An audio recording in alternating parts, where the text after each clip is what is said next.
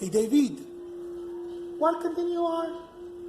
I was reading the New York Post, and the article on the front page says out of work. It has the symbols here of the COVID-19 virus, and it says the big head, 10 million new jobs in just 2 weeks will be lost. Really? What else does it say? Well, it says 10 million jobs are gone. Sickening 2-week slam could be double in April. And today is the 21st, right? Yes, today is the 21st. So it says here 6.65 million new jobless claims nationally, 9.96 million filed since March 15th. And it says here that the non-filers are going to get their check. As we know, $1,200 check. We have not gotten a check in the mail yet, right? No. In the mail, we're supposed to have a direct deposit into our account. Remember, we have SSDI. Oh, yes. We have SSDI. Well, when do you think it's going to come? I don't know. It was supposed to be here last week. But with all the things the Treasury keeps saying, we don't know when we're going to see it, do we? No, we don't know. I guess we just have to wait. So what else does the paper say? Well, it says here, forget about returning to business as usual. With the pandemic raging through the country, forcing the shutdown of much of the American economy, an employment rate of a measly 3.5% in February, it has gone through the roof. I know all of this already. Anything else new? There's really nothing else new. The jobs and the people waiting for money, the people living on the street, the mentally ill, the crime. This is going to go on now for a long time. Yeah, it's going to go on for a long time. What else does it say? One moment, I'm looking. There are articles here about the inmate death. It says an inmate locked up at Sing Sing for child sex abuse became the first state prisoner to die from the virus. The Department of Corrections and Community Supervision confirmed that the 58 Juan Mosquero, who was imprisoned at the Ossing facility, died on Monday. Oh, so he was a sex offender and he died from corona. Yes. I wonder why they are putting this type of information.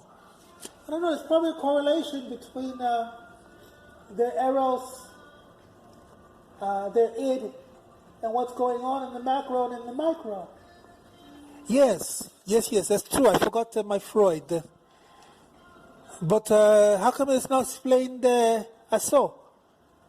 Well, because using Freud as a way to define what's going on would seem too abstract for the society.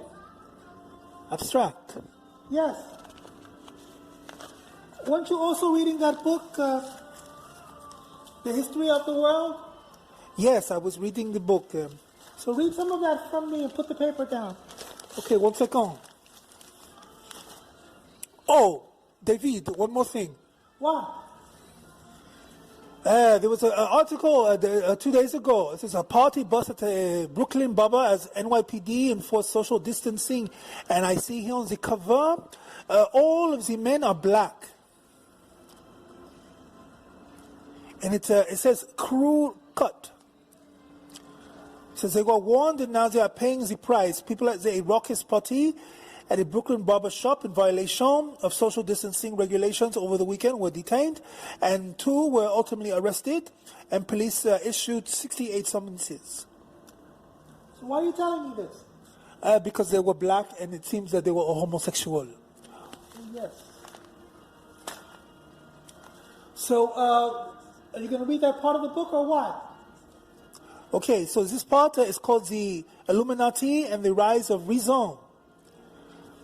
And the chapters that are covered is the Illuminati and the battle for the soul of Freemasonry, occult roots of the French Revolution, Napoleon's star, and the occultism and the rise of the novel. Oh wow, yeah, I want to know about that. Tell me about it. Right, the story of the Illuminati is one of the darker episodes in the secret history, and it has blackened the reputation of secret societies ever since. In 1776, a Bavarian professor of law, Adam Weishaupt, founded an organization called the Illuminati, recruiting the first brothers from among his students. Like the Jesuits, the Illuminati Brotherhood was run on military lines. Members were requested to surrender individual judgment and will, like earlier secret societies. Weishaupt's Illuminati promised to reveal an ancient wisdom. Higher and more powerful secrets were promised to those who progressed up the ladder of initiations. Initiates worked in small cells. Knowledge was shared between cells on what modern security services call a need-to-know basis. So dangerous was this newly rediscovered knowledge. Weishaupt joined the Freemasonry in 1777, 1 year after 1776. And soon many of the Illuminati followed. Infiltrating the lodges, they quickly rose to positions of seniority, like some of our presidents that we have had in America. Then in 1785, it came about that a man called Jacob Lanz, traveling to Silesia, was struck by lightning. When he was laid out in a nearby chapel, the Bavarian authorities found papers on the body revealing the secret plans of the Illuminati.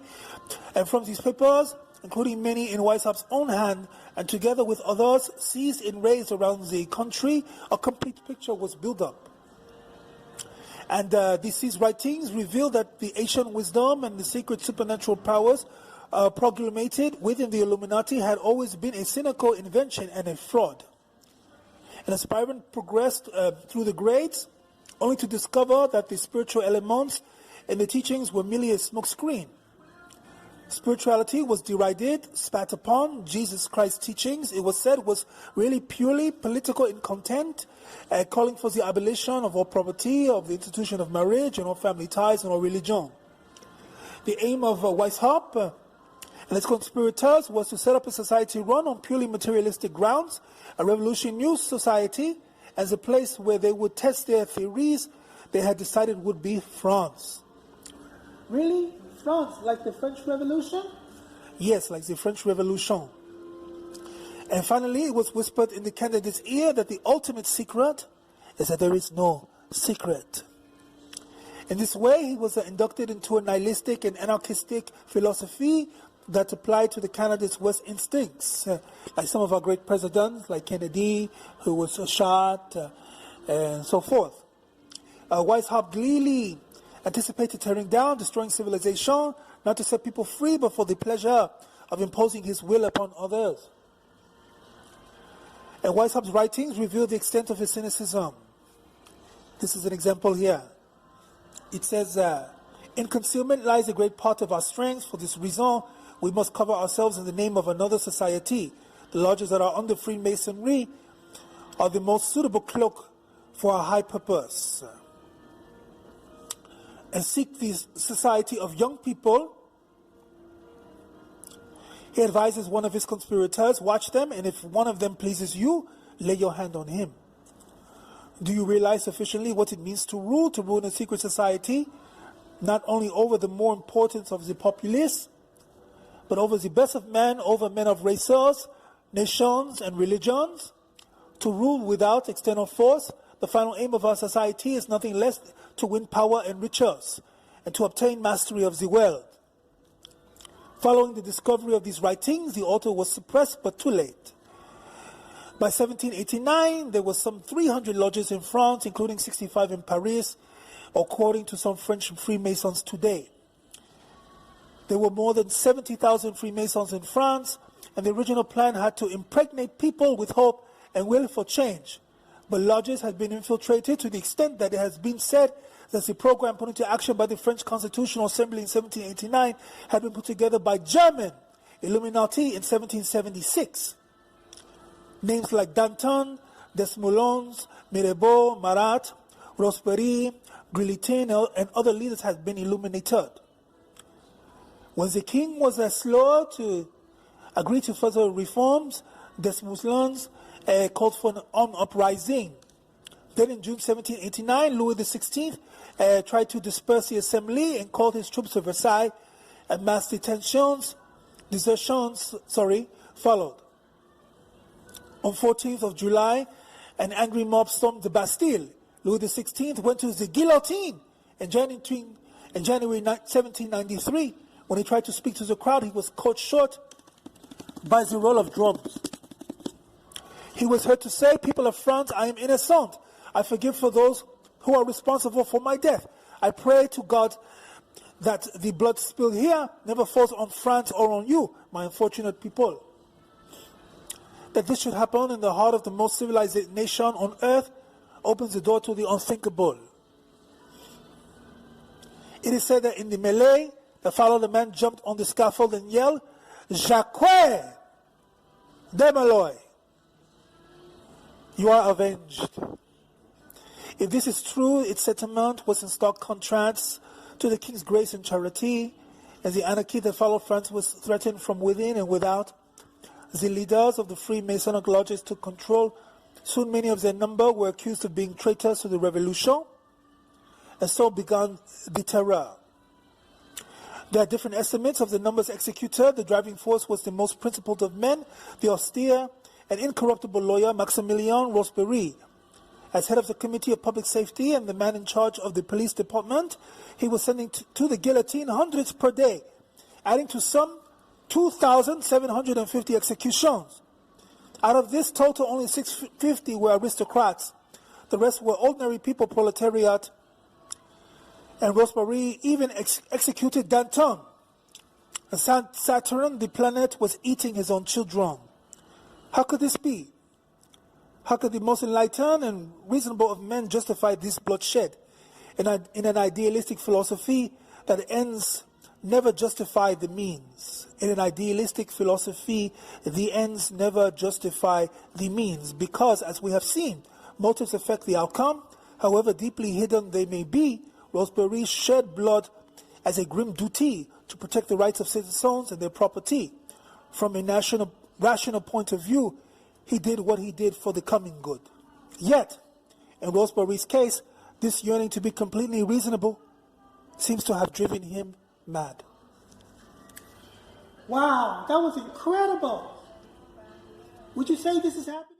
Wow, continue on. That was really informative.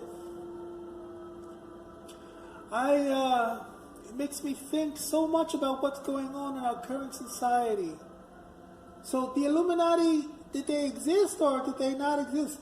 Yes, the Illuminati did exist. Many of our presidents were part of the Illuminati, and much of what they talk about is sort of like a club. Think of it this way. And in this type of club, business deals are made, and proposals are made, organizations are run, things of this capacity, which affects everyone's lives, every American's lives. Oh. So are you going to read anything else? Yes, just give me 1 minute. I have to have a drink of water. So continue on. Are you going to read us that section, The Death of God? Oh yes, the section about the philosophers and the psychologists and these people. Yes. Okay, it is called The Death of God in chapter 10. By the beginning of the 19th century, atheism was definitely on the agenda. The advances in science and technology were creating a new spirit of autonomy and independence, which led some people to declare their independence of God. This was the century in which Ludwig Feuerbach, Karl Marx, Charles Darwin, and Friedrich Nietzsche and Sigmund Freud forged philosophies and scientific interpretations of reality which had no place for God. This was a belief in man, nature. Indeed, by the end of the century, a significant number of people were beginning to feel that if God was not yet dead, it was the duty of rational, emancipated human beings to kill him. The idea of God, which had not been fostered for centuries in the Christian West, now appeared disastrously inadequate. And the age of reason seemed to have triumphed over centuries of superstition and bigotry, superstition being like the belief in the black cat and the cat, all the omen of the black cat, and the bigotry